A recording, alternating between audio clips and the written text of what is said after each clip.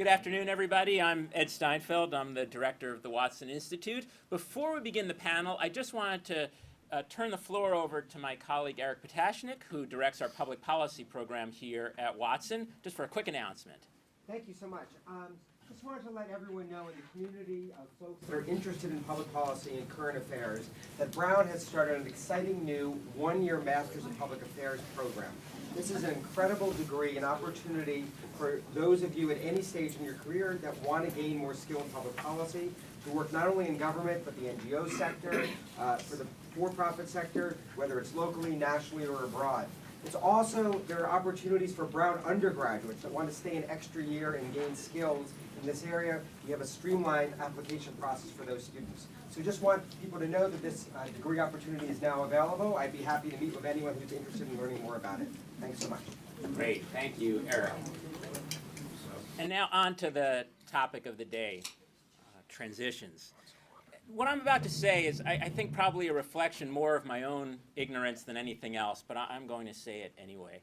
For those of us who study new democracies or non-democratic systems, so I work on China primarily, for those of us who work in that domain, we just take it for granted that a time of political transition is both incredibly parlous and incredibly dangerous. You know, we think about it as a time maybe when institutions or institutional progress might be rolled back. We think of it as a time, particularly when there's a transition in political parties, maybe it's a time when there's going to be some kind of maybe mass arrests or something destabilizing is going to happen. Or maybe it's a time, since many of these non-democracies are in unstable parts of the world, maybe it's going to be a time when there's going to be an incident, a cross-border kind of incident. So a time when these newly emergent or non-democratic systems are really vulnerable. And a lot of us spend time, we focus on the journalistic accounts and we focus on the scholarly accounts of these moments of transition. And for those of us like me who do that, often, again speaking for myself, we pay little to no attention to transitions in advanced industrial democracies, particularly in the United States. I have to say, although I'm an obviously avid reader of the press, I don't know anything about how a transition really works in the United States, though I've obviously witnessed a number of them. But just think about what that ignorance, at least on my part, really means. We're talking about a country that has an extraordinary global reach, a country that's engaged, maybe positively and negatively, in an extraordinary range of global activities, which could potentially, if not be totally destabilized, at least be interrupted through a prolonged period of transition. We're also talking about a country, the United States, that has extraordinary power in the executive branch and across the pieces of the executive branch. And again, what does really a transition mean when there's so much power in the executive branch? And we have an executive branch throughout which there are a fairly large number of political appointees. Whether that's good or bad, we can argue, but what it certainly means is even in a transition in which the party hasn't changed, there are going to be a lot of new people, a lot of new faces running key parts of the executive branch. So it seems to me that it is extremely important to have discussions like this, because at least in this one case, I'm going to venture a guess that my own ignorance doesn't just involve me, that a lot of us haven't thought too seriously about what transition is all about. Of course, in the current transition that's going on, there's particular interest for a number of reasons, partly because of the nature of the campaign and some of the statements that were made, partly because this transition involves not just a transition of parties, but arguably transition to a candidate who was somewhat of an insurgent, who really didn't receive the backing of his own party, the traditionalists in his own party, and certainly didn't receive the backing of the party currently holding the presidency. And maybe last, but by no means least, the current president-elect doesn't have a history of public service and serving in elected or unelected positions in public office. So there may be particular questions for this transition, but I think we have many questions about transition broadly. We are extraordinarily lucky in the Watson community to have these two individuals, who I'll now introduce, as part of our community generally and part of our community particularly for this discussion about transition. I'll introduce our speakers in the order in which they'll speak. So first, to my immediate left is Margaret Carpenter. Margaret has served in an extraordinary range of positions, but she has served as Assistant U.S. Coordinator for Refugee Affairs at the U.S. Department of State. She's served as Assistant Administrator for Asia and the Near East at USAID. And she's also served as a Special Assistant to the Counselor of the U.S. Arms Control and Disarmament Agency. With particular respect to transitions, Margaret has served as a political appointee in the Carter, Clinton, and Obama administrations. In the Clinton-Gore transition from the George H.W. Bush presidency, Margaret played a key role in identifying and vetting political appointees in the State Department, the USAID, and the Peace Corps. And also during the term of Hillary Clinton as Secretary of State, Margaret served as a senior advisor for political appointments from 2009 to 2010. To Margaret's left is Brian Atwood. Brian, like Margaret, has had an extremely distinguished career in public service. He served for 6 years as head of USAID during the Clinton-Gore administration, and prior to serving in that role, Brian led the transition team in the State Department in the transition from the George H.W. Bush administration to the Clinton-Gore administration. Also, Brian has served as Undersecretary of State for Management. During the Carter administration, Brian served as Assistant Secretary of State for Congressional Relations. Both of these individuals, as you can see, have not only witnessed transition, they have been key players in fostering and facilitating transitions. I'm going to turn the floor over to Margaret. Margaret will speak for 15 minutes or so, and then Brian, and then we'll open it up to your questions. Thanks. Margaret. Thank you, Ed. I think you raised some really important questions for this discussion.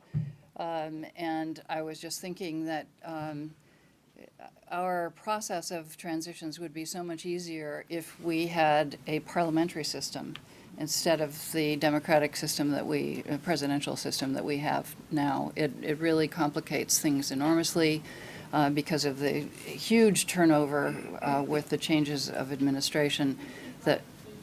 I'm not sure how much I can control that. Is that better? Is there anybody who can up the? I think it's good. Okay. We every 4 to 8 years we face an enormous change in our government.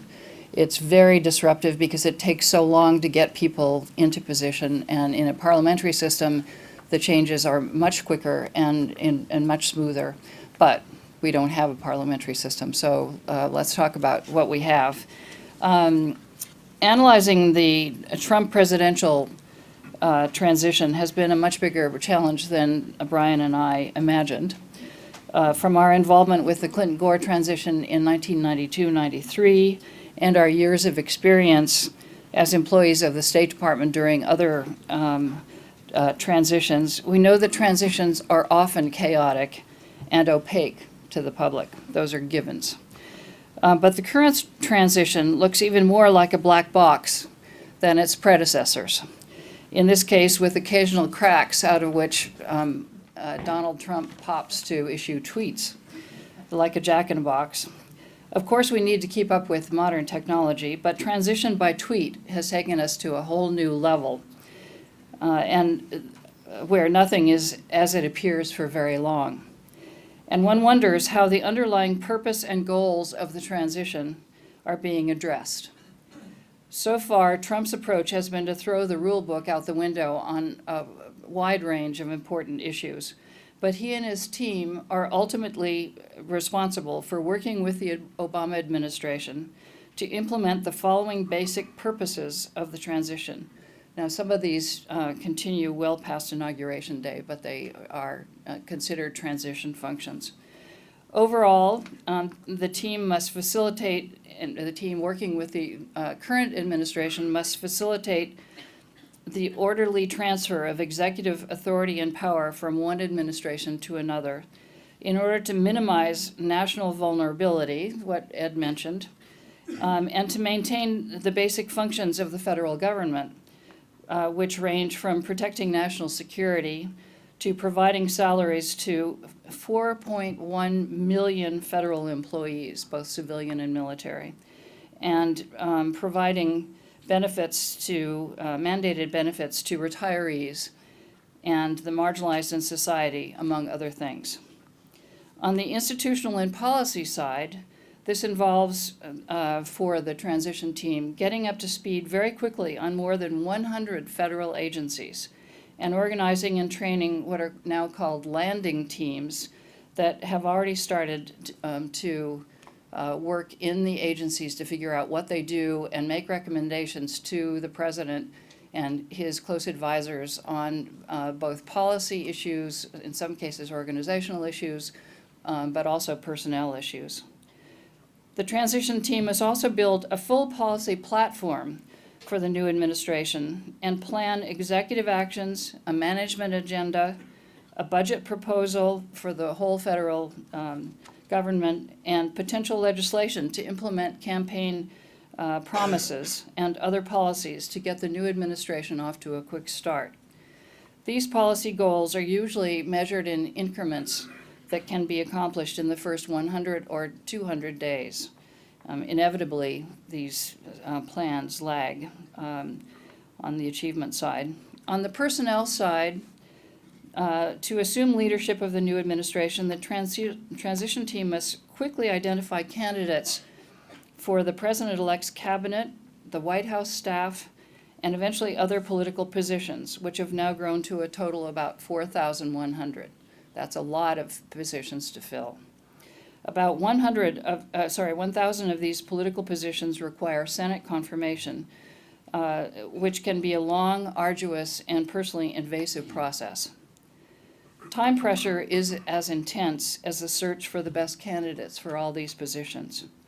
By Inauguration Day, all of the White House staff should be named, cleared, and ready to start work. And cabinet secretaries should be vetted, named, and have completed security clearances so that they are ready for their Senate confirmations. By the time of the August recess, another 300 Senate-confirmed jobs should be filled. The transition team must also create a platform for decision-making in the White House and with other departments and agencies, and develop a strategy for communicating priorities and achievements to the American people, Congress, the media, political appointees, the federal workforce, and other stakeholders. In 2008, Paul Light, a noted expert on transitions, summed up all these goals for then President-elect Obama. The president-elect must, quote, use the infrastructure of his transition team to pass 3 tests. 1, getting his appointees in place. 2, deciding how to decide. And 3, defining a targeted set of priorities, close quote.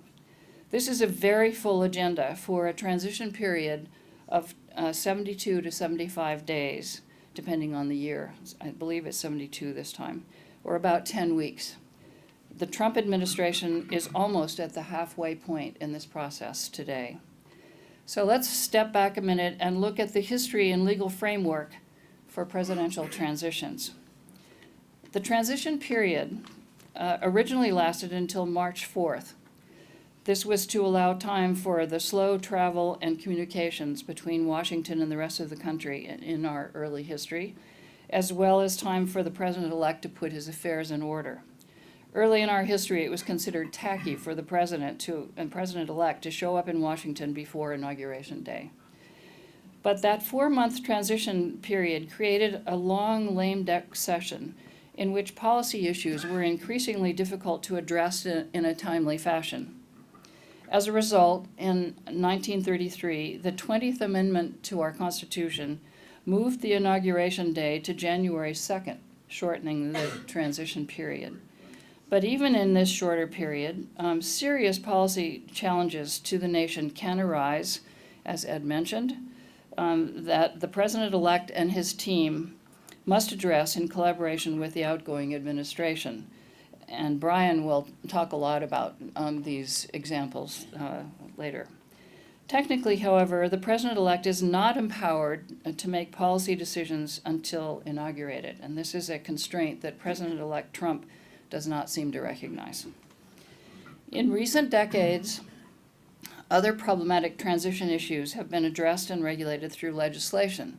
Specifically, the Presidential Transition Act of 1963, amended by the Presidential Transitions Effectiveness Act of 1998, and the Presidential Transition Act of 2000.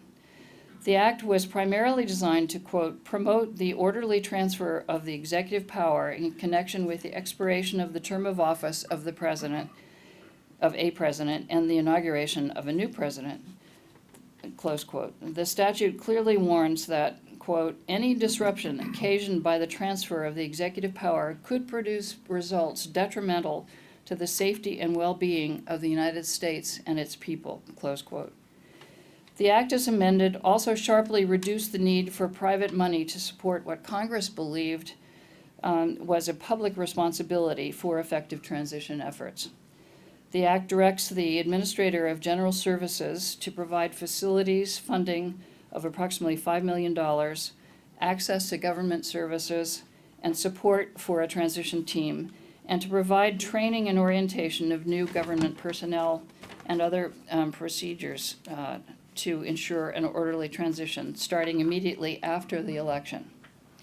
There was a little glitch this time because of the change in the head of the transition team from Christie to the vice president, and there was a 5-day period when they couldn't get around to signing the MOU, so they lost out on the funding for that period. The most recent piece of legislation is the Pre-Election Transition Act of 2010, which extended government assistance through the GSA to the transition effort of both major party candidates, starting after their nominating conventions and concluding on election day. So now everything, or this assistance, is provided from the conventions through the end of the, until inauguration, for the winner only from the election day, obviously. Let's see. And this year, Congress enacted another law that requires the incumbent president to establish what are called transition councils by June of an election year to facilitate the eventual handover of power. The Obama administration has taken its responsibility seriously to prepare briefing books and other materials to assist both transition teams before the election, and it is now working closely with the Trump administration landing teams established to get to know and make recommendations about policy and personnel in each department and agency. These attempts to make the transition smoother are very positive steps. Among other things, public funding undercuts special interests eager to get involved for their own benefit, and primarily limits their involvement to contributing to the cost of inaugural events such as the inaugural balls. Various provisions mandating closer cooperation between the incoming and outgoing administrations may also deter the acts of petty vandalism and obstructionism from past transitions by outgoing White House staffs, and these included allegations that the Clinton White House staffers removed all the W keys from all keyboards in the White House before the handover to the Bush 43 administration in 2001.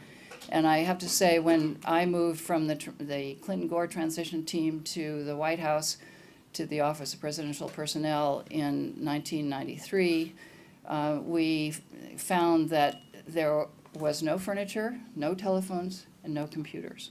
So we sat on the floor for a couple of weeks. We used any mechanism we could to communicate. It was a very, very unfortunate situation. And I think a lot of these efforts to address this kind of problem through legislation have been very helpful and made people aware that it's in everybody's interest to collaborate rather than try to get back at the people who won the election that you didn't necessarily support. But a question remains about how interested the Trump transition staff is in setting its own rules from the outset for the transition and the takeover of power, as opposed to learning as much as possible about existing policies and priorities first. And despite financial assistance from GSA, transition costs continue to skyrocket. Reportedly, transition teams have been running well over 1,000 people in the last couple of transitions. Some team members work as volunteers, quite a few from my experience, but many are subsidized by their law or lobbying firms, thus continuing to fuel suspicions that the swamp that Trump wanted to drain is being both drained and repopulated by the very Washington insiders he criticized during the campaign. Other weaknesses of past transitions and the period of national vulnerability they represent are being addressed by non-governmental groups like the Partnership for Public Service, which has set up something called the Center for Presidential Transitions, and it has a very good website for anybody who's interested in these issues. The center targets the fact that for 200 years, the process of transforming presidential power has relied primarily on oral history, with each administration reinventing what needs to be done rather than building on what was done before. The resulting slow starts have diminished the capacity of our government, with ramifications for our economy and national security, among other parts of our government and nation. The center therefore hopes to document both the good and the bad of past and present transitions for future use. Now I'd like to give you a few observations about what we know about the Trump transition team and the challenges it faces, including what may go wrong or what has already gone wrong already. On January 20th, Donald Trump will essentially become the CEO of a huge and very complex organization of 4.1 million employees, both civilian and military, who are responsible for protecting U.S. citizens and creating an environment in which we can all prosper. Trump apparently believes that he already has a mandate to proceed exactly as he wishes, well before Inauguration Day. And indeed, in a short time, he has become the great disruptor of established government policies, procedures, and personnel standards. It is too early to tell exactly where this will lead, since he appears as inconsistent as he is impulsive. And as has been the case with other presidents-elect in the past, he has already shown signs of adjusting his course somewhat after strong guidance from other Republican leaders, the incumbent president, his other children, etc. So things may not be as chaotic ultimately as we fear, or they could be even worse. We just don't know. Management of the transition team itself has been too much tumultuous and unconventional, perhaps reflecting son-in-law Jared Kushner's desire to get revenge for his father. Governor Chris Christie was replaced by Vice President Mike Pence as the head of the transition team right off the bat. In addition, Mike Rogers was forced out. A corporate-inspired executive committee was created to manage the transition, which now includes his older kids and son-in-law, as well as a few campaign loyalists such as Stephen Bannon, Jeff Sessions, and Mike Flynn.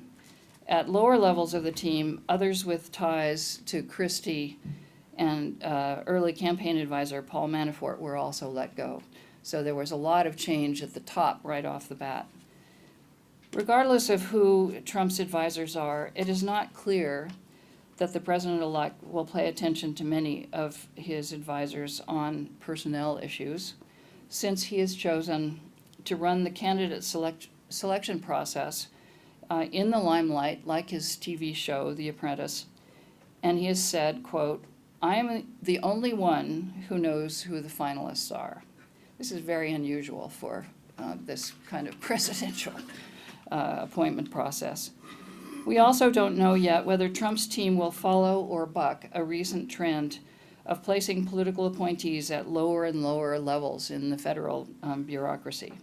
But we do know that Trump doesn't hesitate to consider unconventional and potentially disruptive appointments of candidates who may be close advisors but who do not appear well qualified for the jobs in question and may in fact be highly conflicted, such as his son-in-law Jared Kushner, who's been mentioned as a possible Middle East peace envoy, despite his strong ties to Israel and his extensive involvement in Trump's businesses all around the world. On the White House staff, Trump has split the traditional chief of staff role between two people of very different temperament and ideological bent. The former alt-right Breitbart News chairman Stephen Bannon as chief strategist and senior counselor, and former Republican National Committee chairman Reince Priebus picking up what's left. Trump's impatience and disinterest in respecting U.S. policy, law, and international practice on foreign policy issues are evident in his phone calls to more than 50 foreign leaders at a time when he still does not yet have the authority to speak for the U.S. government, and he is refusing intelligence and State Department briefings that could affect the conversations. This is quite disturbing to people who worked in the State Department. In particular, his phone call with Taiwan's new president, Tsai Ing-wen, violated 37 years of U.S. policy preventing contact between the U.S. president and Taiwan's president. In addition, Trump tweeted his decision to nominate Iowa's Governor Terry Branstad as U.S. ambassador to China without the authority to do so, or the usual vetting or getting what's called agrément or agreement in advance from the Chinese to his candidacy. Now, looking forward, there are some areas of potential trouble for the transition, things that I think they all need to be paying attention to. I assume they are, but not much news is getting out, and we as citizens should be aware of.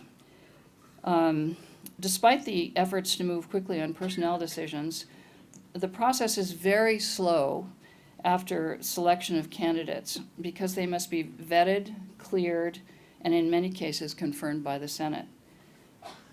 After stumbles by earlier unsuccessful nominees over such issues as hiring undocumented nannies, expectations have risen that candidates should be squeaky clean on their personal finances, tax payments, business dealings, and employment of domestic documented helpers. Trump's billionaire nominees for cabinet positions will face an exceedingly invasive process that requires bearing every aspect of their lives to repeated inspection, plus, in many cases, major restructuring of their assets in blind trusts and other mechanisms to limit conflicts of interest. Of course, that doesn't apply to the president himself, he says, but I think the public expectation is that he will indeed come up with something in that realm. The process for cabinet members and those who require Senate confirmation can take months and sometimes lead to the withdrawal of candidates before their confirmation hearings. Delays at any step in the process can have damaging effects on government operations, policy implementation, and the image of the president and his entourage. On average, nearly 1/3 of the top political positions were vacant during the first year of the Clinton, Bush, and Obama administrations. Now, obviously, there are people who are tapped to be acting heads of various departments or fill-in, but since they are not political appointees, usually career people, their authority is perceived to be very limited, and there's a lot of hesitation until the political choices are in place. New administrations tend to make the mistake of declaring at the beginning that they have a mandate for change across the board, and therefore they declare that everything the preceding administration did was bad and should be abolished or corrected. This arrogance of power sometimes extends to grand plans for reorganizing departments and functions throughout the government, and is creating new czars, in some cases with cross-cutting authorities. Although such reorganization plans may make sense from an operational perspective, and some people say the best time to push reorganizations is in the very beginning, if these plans are announced too early, They may run afoul of major stakeholders, such as congressional committees with jurisdiction over the affected departments and agencies. This year, statements by Trump and his advisors on desired policy changes during the campaign and in the last few weeks may lead to overreach on such issues as tax cuts, including for the rich, rolling back clean air regulations, allowing energy drilling in previously protected areas, mass deportations, high tariffs on imports from China or Mexico or both, withdrawal from the Paris Climate Accord, rolling back net neutrality regulations, and reversing our policy on Cuba, among others. So we need to watch this process and hope that there will, in fact, be moderating influences along the way, and that the outcome will be beneficial for more people. Early on, Trump vowed to freeze federal hiring on day one of his administration to, quote, fight corruption in government, which some of us find highly amusing. A smaller federal workforce supposedly would mean more honest and effective government in which it is harder to hide corruption. That's not to say that there aren't problems within the government, but I think the problems are elsewhere. In fact, federal hiring freezes have been unsuccessful or even counterproductive in the past because they damaged recruiting efforts by federal agencies, disrupted the work of federal employees, and encouraged workarounds and greater use of consultants at greater cost. The federal workforce has actually risen at a much slower rate, by only 10% since the 60s, than the overall U.S. population, which has increased 67% during the same period. So the size of our government today is actually not as huge as some people portray. During the campaign, Trump claimed to represent middle and working class Americans who were marginalized and impoverished by globalization. But so far, he has nominated the richest group of cabinet members in U.S. history, many donors with no record of public service or certainly government service. This only reinforces the unfortunate impression that many people have of pay for play or the spoils system. It will be interesting to see if over time Trump's team bows to pressure from special interests, aside from oil companies, banks, and other corporate interests, to appoint a more diverse group of people at the sub-cabinet level with greater experience in public service. Now, to conclude, before I turn this over to Brian, who's going to talk more about the policy side of transitions, I just want to make a couple of comments from my perspective as somebody who's been on the inside of a transition team and in the White House Office of Presidential Personnel. It's really tough being in this role because you're under incredible pressures from all different sides. On the one hand, there are lists and lists of people who have to be accommodated, must place people. You have to find something for them. These would include donors, old friends, loyalists during the campaign of one sort or another, nominees of members of Congress, people who've been nominated by various interest groups. Every association of ethnic groups bombards the White House with lists of people who should be considered in place. Yet the people like me who are trying to advise people higher up about candidates also have to think very carefully about what is required for each position. What competence is required to do the job well, and that side of things very often gets lost in the shuffle. So for me, it was particularly hard because I had worked in the State Department in advance. I knew a lot about the positions that I was trying to find candidates for, and it was very, very difficult to see jobs being given away to people whom I didn't think were qualified. Now, I must say, in the end, a number of those people ended up being pretty good. So you have to have an open mind. But I think the question of whether somebody is really qualified and competent to do the job should be very, very important. And I could tell you lots of horror stories about interviewing people who had an expectation that they would be appointed an ambassador to an important country because they'd given a lot of money. But I will save that and just conclude with a couple of references for those of you who are interested in applying for a job with the Trump administration. Don't wait. They've already received 65,000 resumes. And you do need to think about how you identify the positions you might be interested in. I think everybody is familiar with the Plum Book, which was just reissued this week. You can probably find it at the Brown Bookstore, but you can also order it from the GAO. And then that lists all it actually lists more than the political positions. It lists whole categories of federal jobs, some of which can be for political appointees. I believe the newest version lists almost 10,000 positions, but there are not 10,000 positions for political appointees. The other resource I would mention is a new website or a database that is jointly put together by the Washington Post and the Center for the Partnership for Public Service, which I mentioned before. It lists every single political position in the cabinet departments. It lists the candidates who are being considered, the people who have been chosen, if indeed there's been a decision. It's updated virtually every day, so it's a great source. And it's a long link, so I won't try to give it to you. But if you're interested, come talk to me about that later.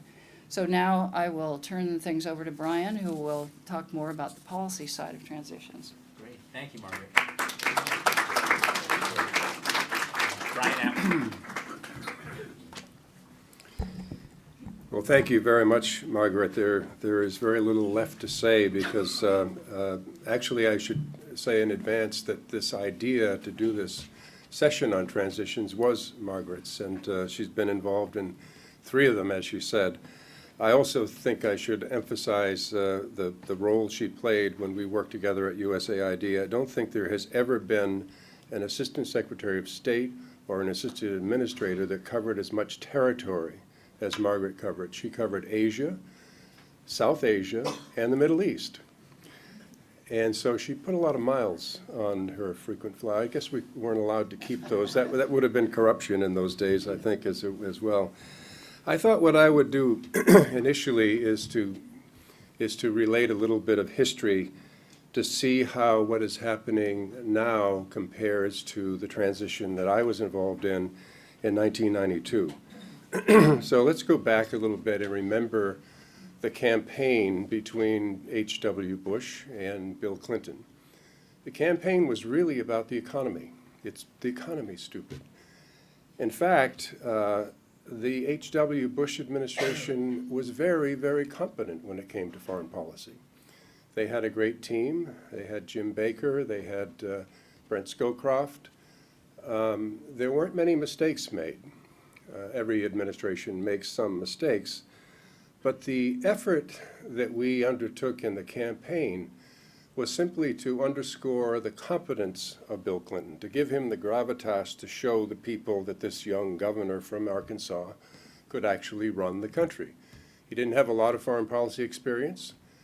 He went to Oxford, which gave him a little bit of credibility, but that was it. And it was all about the economy, and the people that were selected to be the Secretary of State and the National Security Advisor saw it as their job to let him work on the economy and keep him out of foreign policy issues. That was Warren Christopher and Tony Lake. However, other events intervened, even during the transition period. During the campaign, one of the few criticisms of the Bush administration was the naval blockade around Haiti. They were taking people in boats and sending them not to the United States for processing as refugees, but rather to Guantanamo You've heard of Guantanamo, I'm sure, for other reasons. Well, that was a criticism. However, as soon as Bill Clinton was elected, the intelligence people came by and said, you know, there are hundreds and thousands of people in Haiti who are planning to come to the inauguration. They're building boats, very rickety boats. Many of them are going to risk their lives to come across that part of the Caribbean. So we had to deal with it. We couldn't ignore it. The first thing that was done was that I was asked, as the transition leader at State, to go and visit with President Aristide, who was living then in an apartment in Washington, having been the victim of a coup d'etat by the military of Haiti.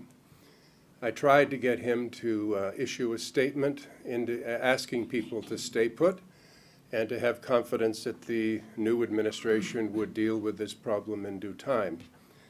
That initially went off the rails when he was interviewed by someone who spoke Creole, and he then basically said, you have to rise up, and that was not the message we wanted at the time. So we did basically have to keep the blockade temporarily in place. We had Steve Solars, a congressman, do a study for the new administration during the transition to recommend a policy approach to Haiti.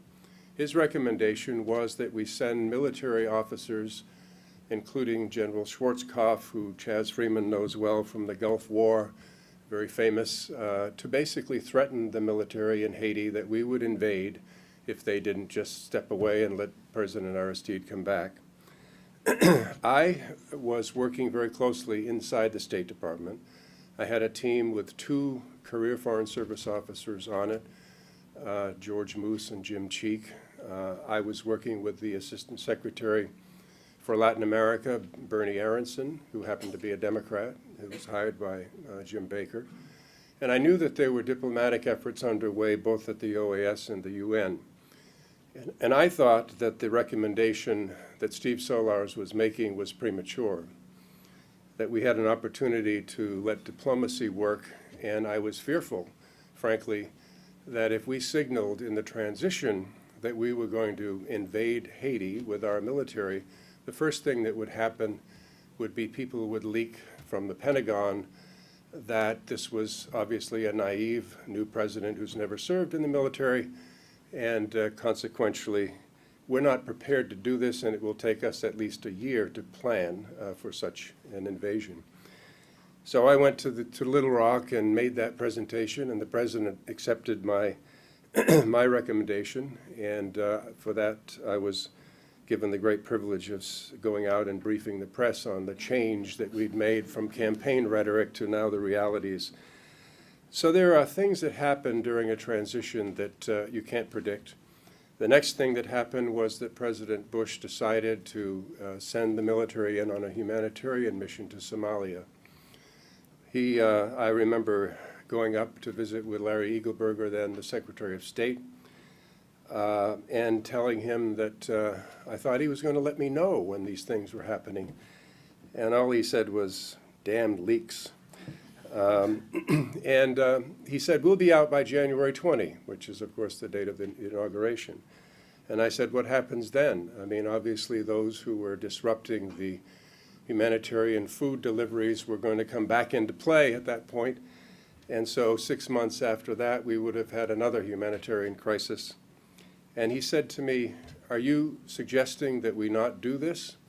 And I said, hold on now, we're not in power yet. We have no authority to give you advice. I'm just asking questions. So it's a very interesting and very vulnerable time for the U.S. Everybody in the world wants to know what you're thinking. I had an inquiry from the Swiss ambassador who was representing the Iranian government as to whether or not we would want to resume a dialogue with the Iranian government. And of course, that was not too long after the hostage crisis, and frankly, we weren't prepared to accept that. I often wondered if we had and begun a dialogue whether we would be having the problems we're having today. Of course, when you're in a transition as well, as Margaret has suggested, there is intense competition for positions. And I was also, as Margaret was, receiving calls from people. I remember one very rich woman whose husband was an orchestra leader who wanted to be based in Rome because that's where they thought the husband could conduct the Rome Symphony or something. People over here, I'm sure, are guessing who that is, but nonetheless, I had Foreign Service officers come to me, many of them who I admired and respected, but the ones who came to me and said, you know, I never really did agree with that last administration. I'm really a Democrat. I frankly lost respect because I had been a Foreign Service officer. I was a professional, and I didn't think that was professional behavior. So those people didn't get very far. So during a transition, nations around the world are meeting on a daily basis to try to figure out what the United States is thinking, what the new president is going to do. They're actually not waiting in many cases. In some cases, in anticipation of what the United States would do, they're already taking steps. They're anticipating what the risk will be. They're anticipating what new alliances they may wish to enter into because they might not have confidence that the United States is going to be true to what it stood for. The opportunities to make structural changes, as Margaret has suggested, are there. A new administration can, you know, I have just written an article with Andrew Natsios, who was the administrator of AID under Bush, a bipartisan approach, recommending that AID become a cabinet department.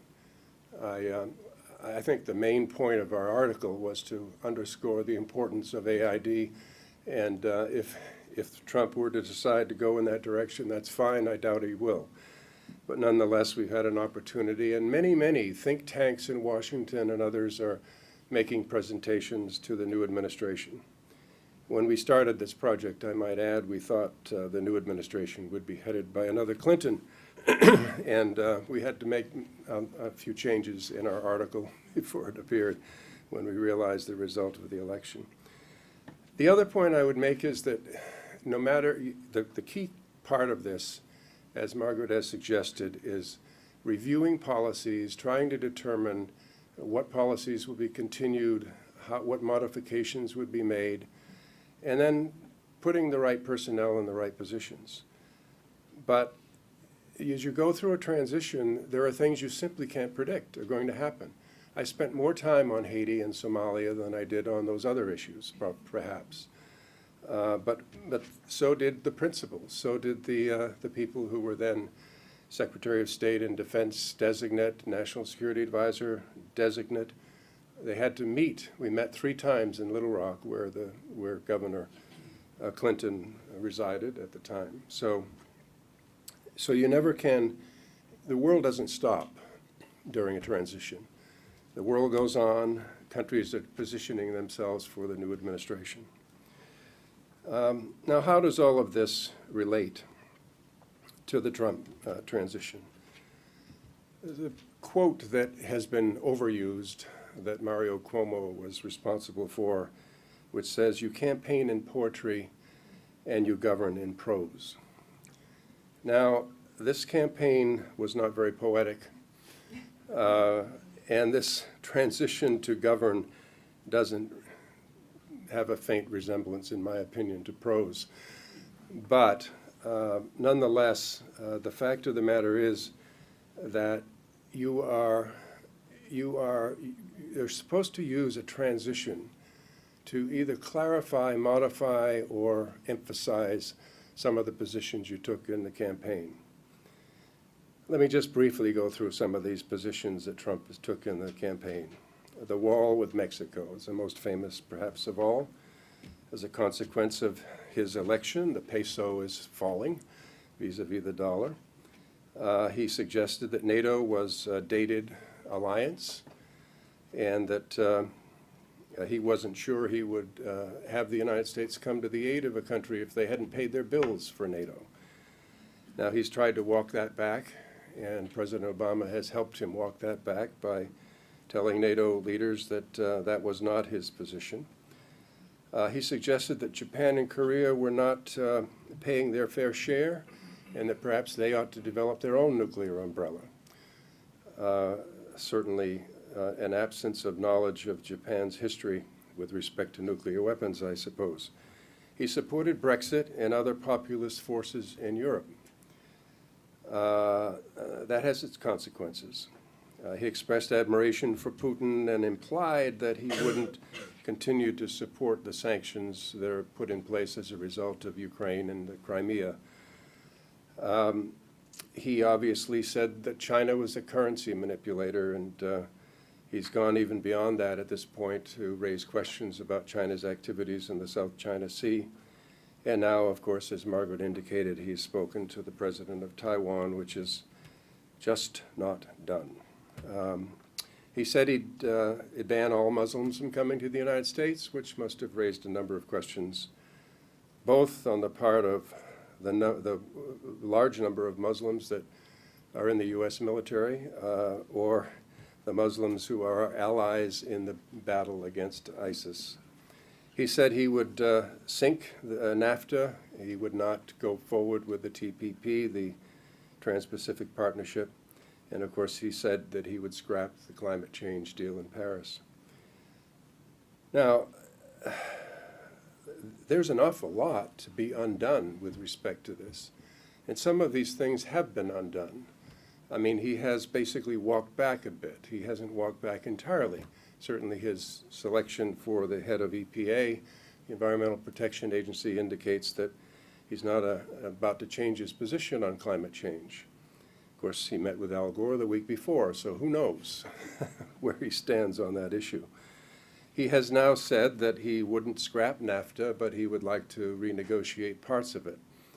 That may be more reasonable, and perhaps Mexico and Canada would be prepared to do that. I think my biggest concern about both the people he's appointed and Trump himself is his misunderstanding of how nations deal with one another with respect to negotiations. As a person involved in business in the United States, and especially in the real estate business, he is highly transactional. He basically sees a negotiation as an opportunity to either win or lose. When you're negotiating in the international community, there are rarely winners and losers. Both sides have to come away and explain to their own people that they have gained something in the process. So compromise is essential.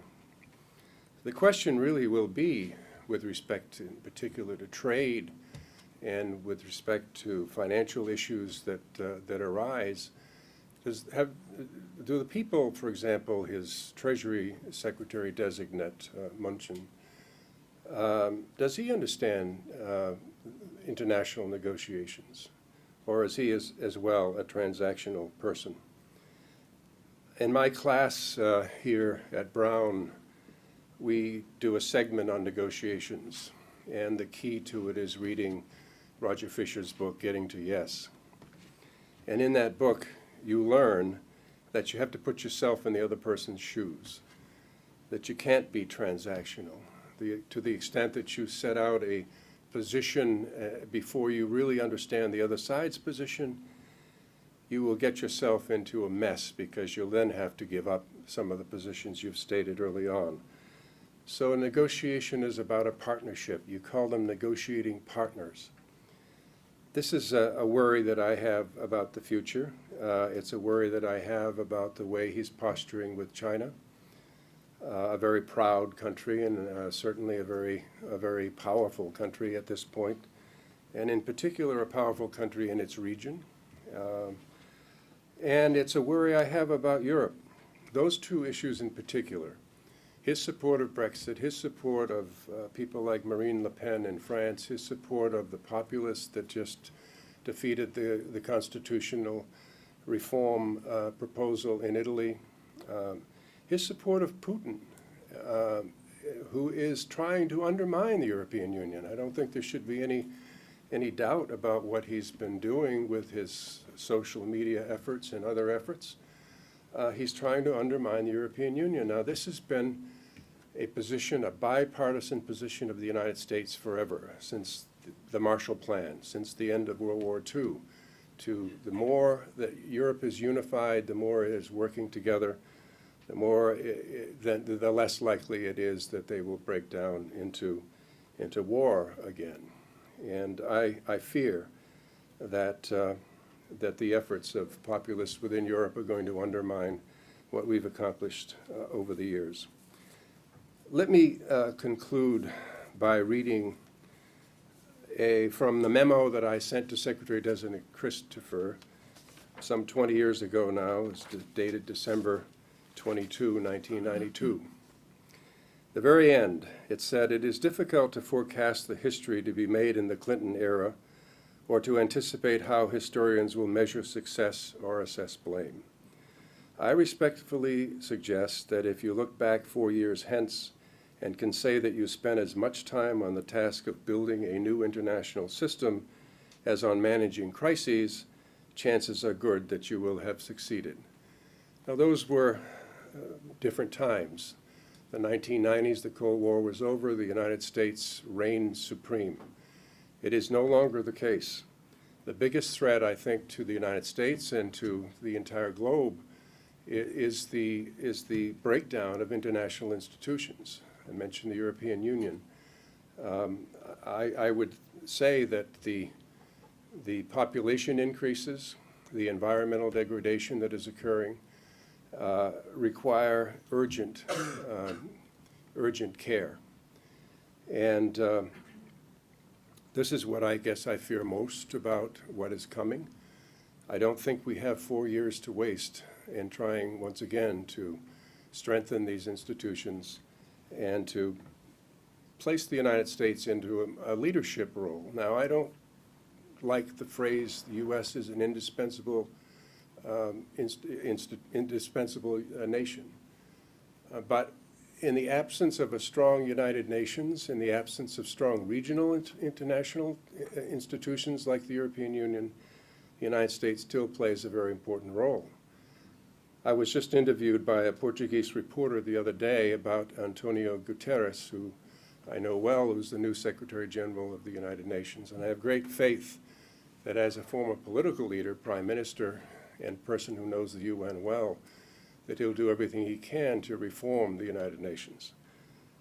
But he's going to have to play that role of peacemaker as no UN Secretary General has since perhaps Dag Hammarskjöld. And I suspect that he has the potential to do it, but the United States is going to have to support him. He's in turn going to have to reform the United Nations so that it's a much stronger institution, so that our leaders will feel confident that they can work with the UN. Absent this, I fear for where we're headed, and I hate to end on a negative note, but I think we're going to have to watch all of this very carefully. The transition is a signal for where people are headed, and right now I can't have a lot of confidence that we're heading in the right direction. Thank you. Thank you. Really, just as a student of world affairs, I just want to say how privileged I feel to be in a community where we have scholar practitioners informing those of us who are either just reading the press or speaking from a purely scholarly background. It's just phenomenal. Familiarity, I hope, will allow me to do something very rude. We had originally planned for this to be an hour session, and I have a commitment that I'm going to have to run off to take care of at 1. But we subsequently changed this to make sure there was time for Q&A. So we're going to go to 1:30. I hope Margaret and Brian, you'll forgive me if I quietly retreat to the back of the room and then slip out, and I'll let you field questions. But again, what wonderful comments. Now we turn it over to you all. Questions? Comments? Alternative views? Shall I first you and then you in the front, please? I guess he wants to have a kind of business leadership style, a business leadership style in government, and you had this new notion for me, this transactional leadership style. Can you explain, and will it work? Has anybody ever made it successful? Well, that's my concern. I think there are certain aspects of being a business leader that will help. I think that bureaucracy has a tendency to create red tape, and if there can be some reform of bureaucracy and make the business models a little more efficient, then that's to be welcomed. I have to say that during the Clinton-Gore administration, with the effort to reinvent government, that there were a lot of positive changes that were made, and they weren't made by business people, but still, business people do have a way. But the transactional side has been reflected in a number of comments that Trump has made about winning. We're going to win again. And that's what I mean by this. Well, you don't announce in advance before you get into a negotiation with another country that you're only going to be there to win. That's what I mean by the transactional approach to it. You have to be a little more subtle than that. I think I would add that I've seen a number of people who came from the business world become very frustrated very quickly because of all the obstacles to change, and because they never imagined how many stakeholders are involved in virtually every decision that is made. I think one thing that probably Trump is not thinking a lot about is the role of Congress. And federal agencies can't do anything without their annual budget appropriations. And unfortunately, Congress in recent years has proven pretty handicapped when it comes to providing the budget on time. But there are all kinds of shenanigans that go on when particular members of Congress are annoyed that some piece of the federal government got tinkered with without consultation. And they're just layers and layers and layers of negotiation that have to go on to accomplish not just reorganizations, but getting policies through. So I think Trump may get very frustrated that he can't just ordain that certain things are going to happen. There may be some circumstances where that's possible, but I think there are going to be lots of obstacles. So my question was... Wait for the microphone. Yes, yeah. Thank you. My question was to ask for your insights on the incident with the leader of Taiwan. When I first read the news, I was pretty shocked that this phone call had been made. And then a couple days later, we learned that it was actually through some lobbyists, that people that maybe should have known better should have been more considerate of our greater, longer-term interests.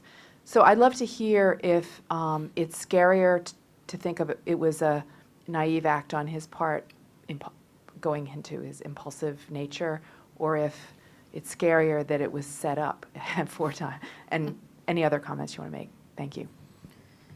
I think the Chinese government was hoping that it was simply a naive move, but as more information has come out, it's quite clear that it was set up ahead of time, and that there are people around Trump who really want to see Taiwan recognized.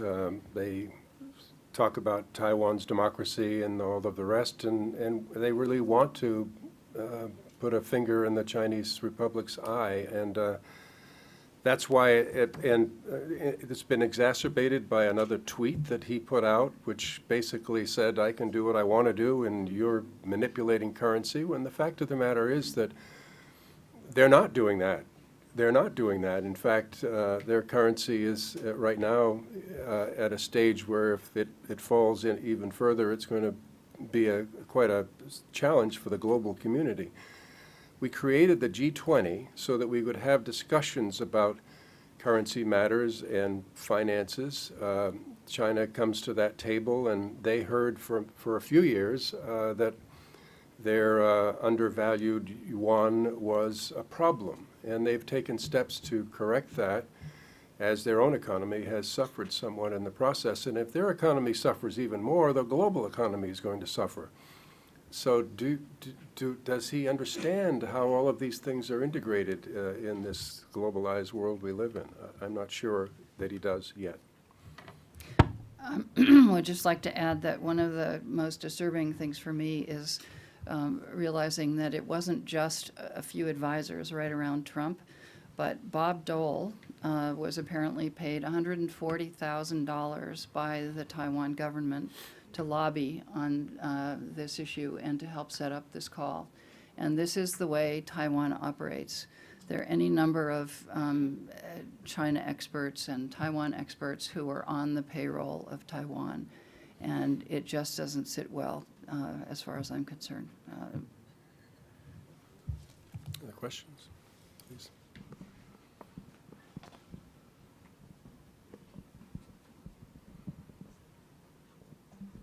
It feels right now as though there are no checks and balances when you look at the incoming Republican Congress, when you look at the potential for the Supreme Court, and when you look at the attacks on the media, really. I mean, where does it come from? So I wonder, what's a citizen to do as you're disturbed more and more each day, but you can't react to every single thing because there are so many disturbing things. I just don't know who's going to stop some of the more outrageous actions. Margaret, do you want to try that? Oh, go ahead. I have to answer to my 20-year-old daughter on those questions every day. She's now decided she won't move to Canada, but I really do think that there are institutions. I don't believe that the U.S. Senate, for example, I suspect that one or two of these nominations is going to be defeated. And that's because I think there are at least a half a dozen or more moderate Republicans who answer to constituencies that are expecting more of them rather than simply saying yes to everything Trump is proposing. And there are 48 Democrats now, and I guess there's another election tomorrow in Louisiana.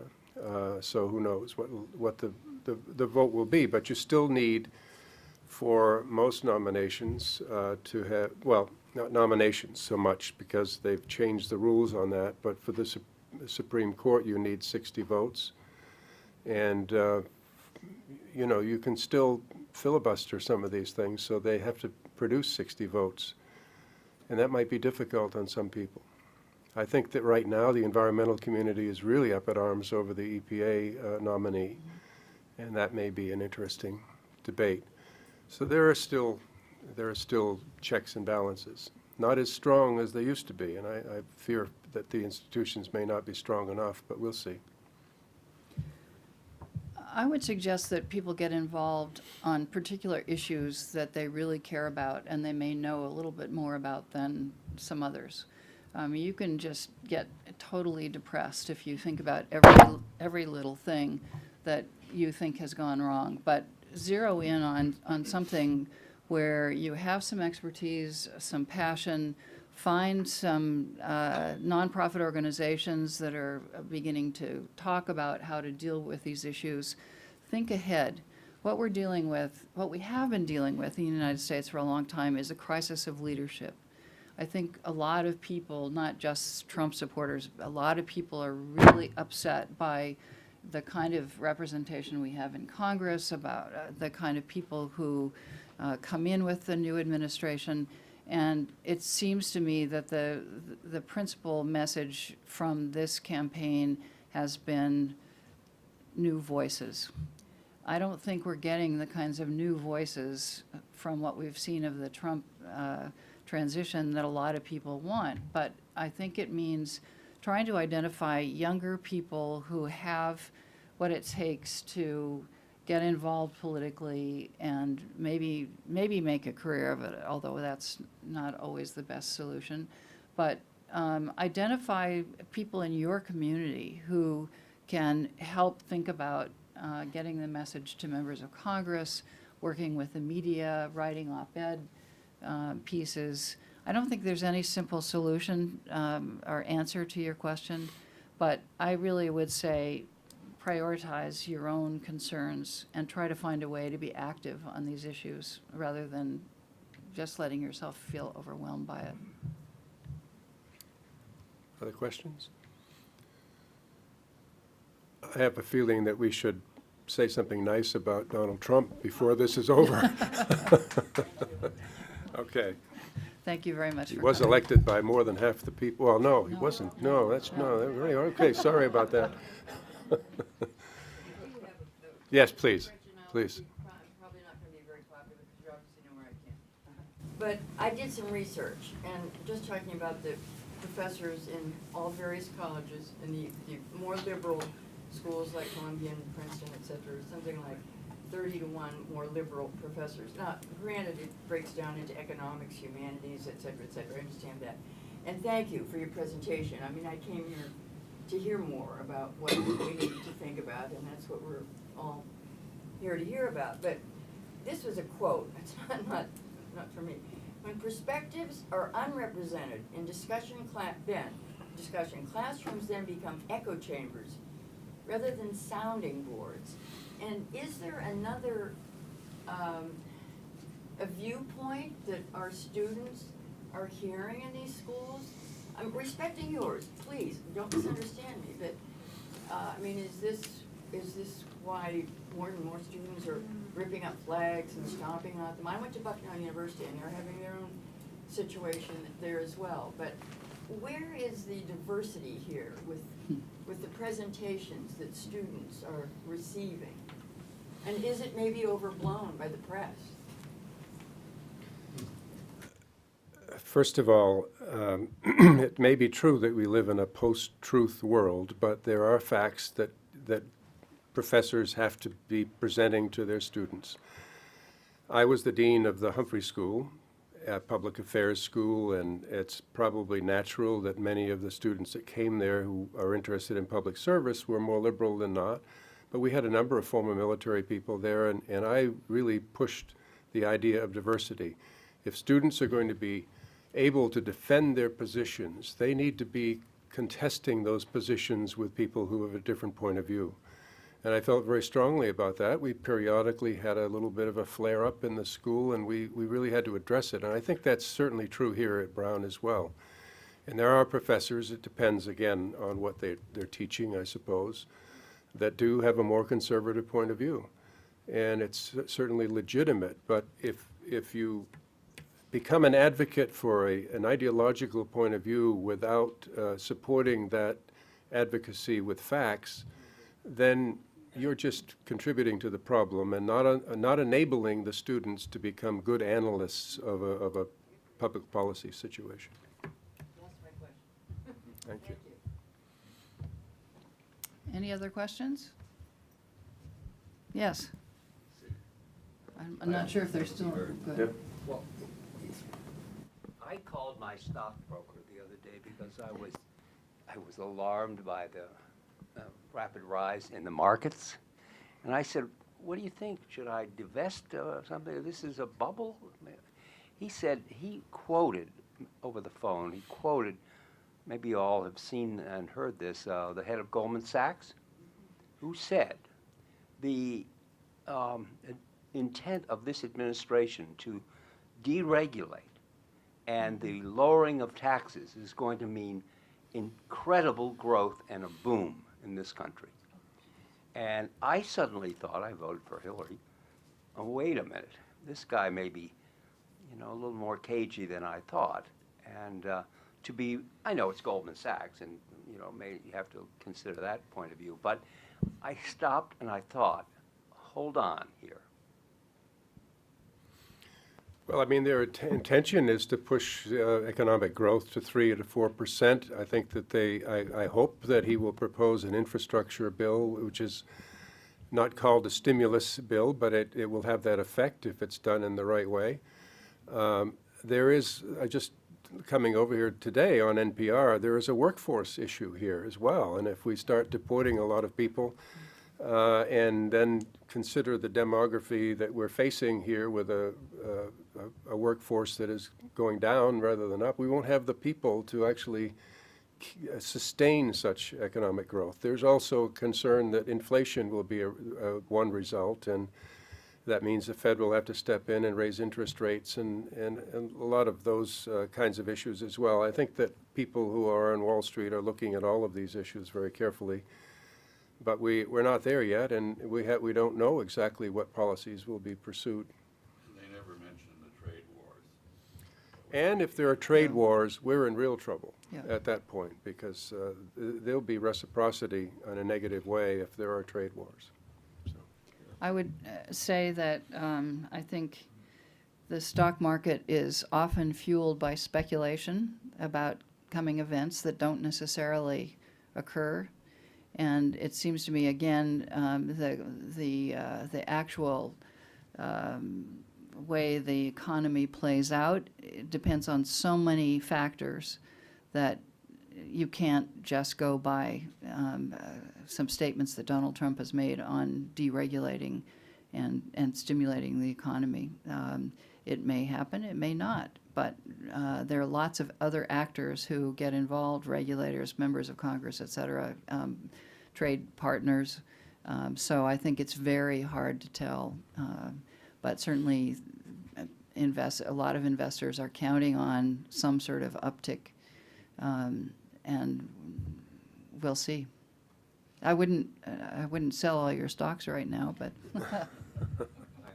Yes, sir.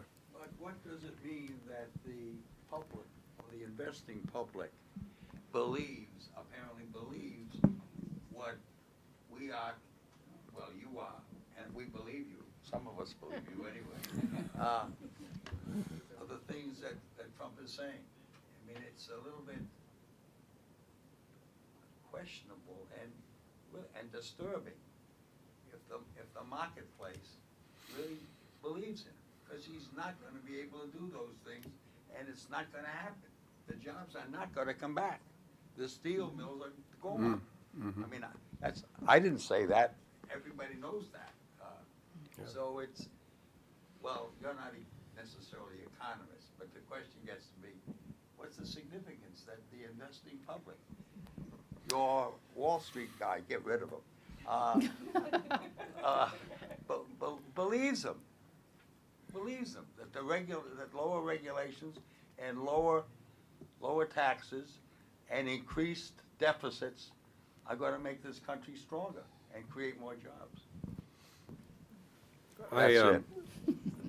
I think I've made it obvious that I'm not an economist, but with respect to industries like the coal industry, I mean, it's not simply a matter of changing regulations that relate to climate change, which is what the EPA wants to do, apparently, the new EPA.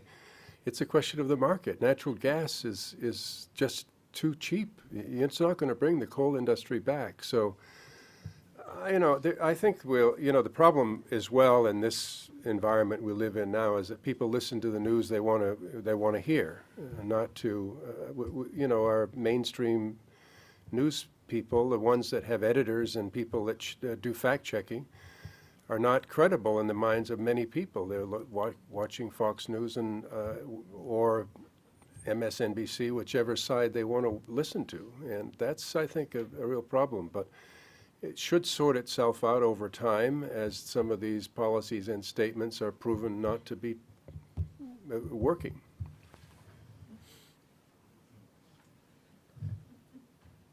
I think we may be finished. Yeah. Thank you very much for coming. Thanks a lot, everybody.